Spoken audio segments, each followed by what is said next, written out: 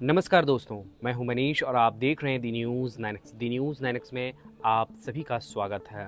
अखबार खोलिए या फिर फेसबुक या यूट्यूब, हर जगह सिर्फ एक ही चेहरा चर्चे में है, वो है राहुल गांधी। और दूसरी तरफ अगर चर्चा हो रही है तो वो है तेजस्वी यादव का। आखिर क्यों? क्योंकि बिहार में जल्द ही इलेक्शंस हैं और इलेक्शन को लेकर के मारामारी चल रही है। और इस बीच जो सबसे बड़ी बात है कि वो है कि बिहार के मुखिया नीतीश कुमार को हटाने के लिए एक चेहरा बहुत नाम में आ रहा है, उसका नाम है प्रशांत किशोर। चलिए इस वीडियो में आगे बढ़ते हैं और जानते हैं इन तीनों का तरीका जिससे बिहार के मुखिया नीतीश कुमार को ये लोग गच्चा देंगे, यानी कि सत्ता से हटाएंगे। लेकिन नीतीश कुमार की योजना क्या है वो भी जानेंगे। तो सबसे पहले हम चाहेंगे कि आप हमारे वीडियो को लाइक कर लें और हमारे यूट्यूब चैनल को सब्सक्राइब कर लें।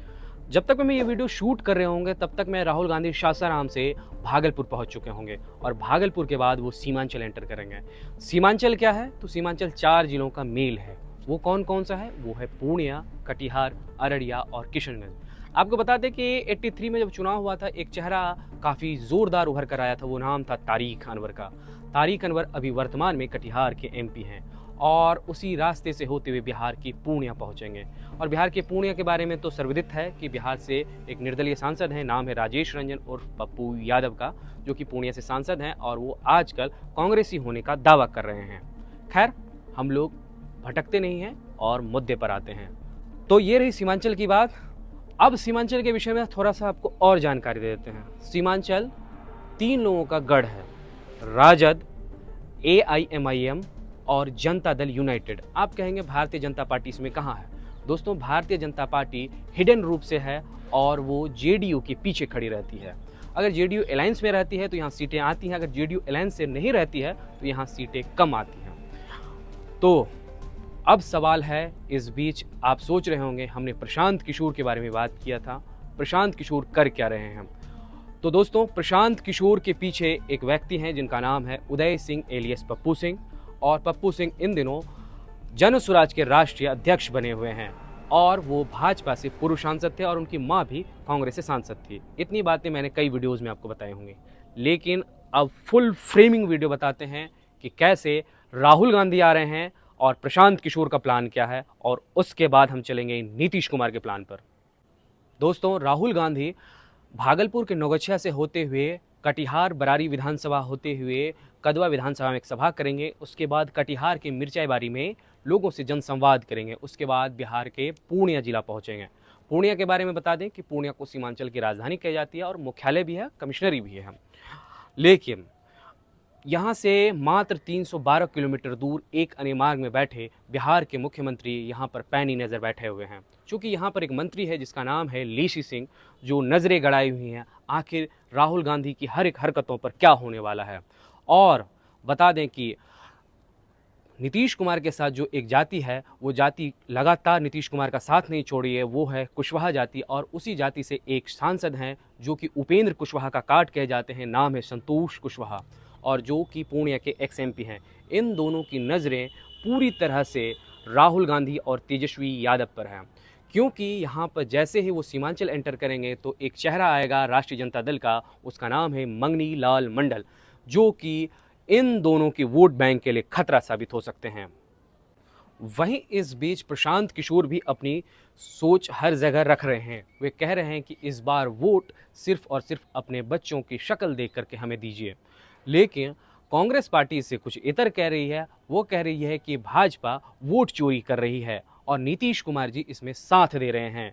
वहीं तेजस्वी यादव कह रहे हैं कि हम युवाओं को रोजगार देंगे और तो और पलायन मुक्त बिहार बनाएंगे। दोस्तों, अब बात कर लेते हैं कास्ट सेंसस की, यानी जाति जनगणना की। जाति जनगणना हुई और जाति जनगणना को लेकर बवाल भी मचा, लेकिन इसका निचोड़ क्या निकला वो मैं आपको बता देता हूँ। निचोड़ ये निकला कि 38% मतदाता के मालिक तेजस्वी यादव निकले और तो और 32% मतदाता के मालिक बिहार के मुखिया नीतीश कुमार निकले। और जो बाकी मतदाता हैं वो तो या तो भाजपा में है, या तो कांग्रेस में है, या तो अब जो नई पार्टी उभरी है जन स्वराज, या फिर प्लूरल्स में है। ये जनता यत्र तत्र बिखड़ी हुई है। लेकिन दो पार्टी यानी JDU और राजद आमने सामने है, चूंकि उनके पास मतदाता का परसेंटेज है।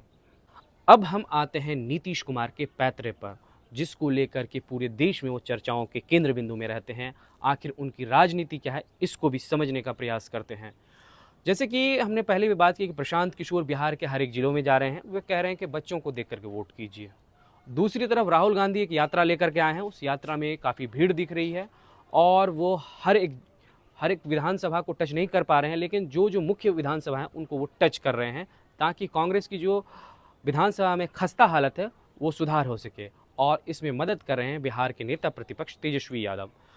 अब जो वोट परसेंटेज है, नीतीश जी को भी डर सता रहा है कि 38% जिस तरह से तेजस्वी यादव के पास यानी राष्ट्रीय जनता दल के पास है, वो अगर 6% मत आंकड़ा पार करता है तो वो 44% हो जाता है, और जिससे लालू प्रसाद या यूं कहें तो महागठबंधन की सरकार बनती दिखती है। लेकिन इसी चीज़ को भांप कर नीतीश कुमार क्या करेंगे, इसको अब हम बताने वाले हैं। एक खबर चर्चे में आई थी कि एक बार नेता प्रतिपक्ष मंच से कह रहे थे कि बिहार की अखबारें अपना एजेंडा चलाती हैं और एजेंडा उनके खिलाफ चलाती हैं, उनकी खबरें मीडिया में नहीं आती हैं। खैर, इसके दोषी अब कौन है ये सभी लोग जानते हैं और मैंने पहले भी अपने वीडियोज़ में क्लियर किया है। लेकिन अब नीतीश कुमार की दशा और दशा पर आते हैं।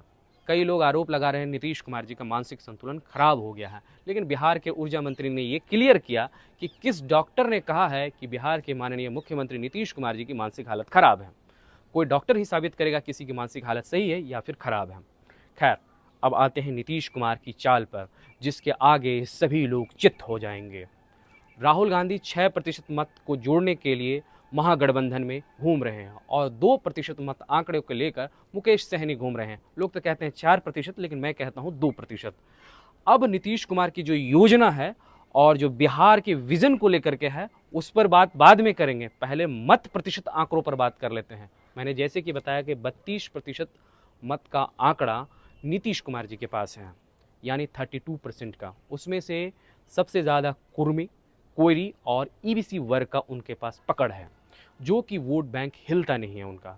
लेकिन दोस्तों, अगर भारतीय जनता पार्टी अलायंस में रहती है तो सवर्ण वर्गों का एक जत्था उनके साथ रहता है, और 6% मत का आंकड़ा जो चिराग पासवान जी हैं, जिसे चिराग फैक्टर कहा जाता है, वो भी होता है।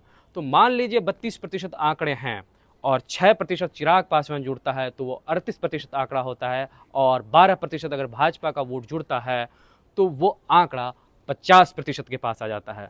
तो यहाँ से ये क्लियरिफाई दिखता है कि नीतीश कुमार जी की गवर्नमेंट बनती हुई दिख रही है, यूं कहे तो एनडीए की गवर्नमेंट बनती दिख रही है। दोस्तों, अब ये सवाल आता है कि सवर्ण वर्गों का जत्था किस ओर जाएगा, इसलिए क्योंकि पीके अपनी रणनीति अलग कर रहे हैं और वो जिस राजनीति का मायाजाल रच रहे हैं उसमें कई नेता लगातार फंसते जा रहे हैं। उसमें ये बिल्कुल भी ना समझा जाए कि सिर्फ भाजपा के लोग या राजद के लोग, इसमें नीतीश कुमार के कई दल के नेता हैं, जिसमें से एक का नाम मंत्री अशोक चौधरी है। दोस्तों, 50% की बात तो हमने की और प्रशांत किशोर की भी बात की, राहुल गांधी की बात की, लेकिन अब सवाल ये उठता है कि सीट शेयरिंग का फॉर्मूला क्या होगा। सीट शेयरिंग का फॉर्मूला अब तक सिर्फ और सिर्फ एनडीए में क्लियर नहीं दिख रहा है, बल्कि महागठबंधन में भी क्लियर नहीं दिख रहा है। तो जो भी सीट शेयरिंग होगा उस अनुसार नीतीश कुमार अपनी चालें चलेंगे, और इस पर कड़ी नज़र अगर कोई रखेंगे तो वो हैं बिहार के पूर्व मुख्यमंत्री और बिहार के किंग मेकर कहे जाने वाले लालू प्रसाद यादव। आने वाला चुनाव बहुत दिलचस्प होगा दोस्तों। आखिर लालू प्रसाद यादव की रणनीति क्या होगी और लालू प्रसाद कैसे नरेंद्र मोदी का हर एक काट निकालते हैं। बहरहाल दर्शकों, बिहार के सत्ता पर किसका सिरमौर सजेगा ये तो आने वाला वक्त ही बताएगा।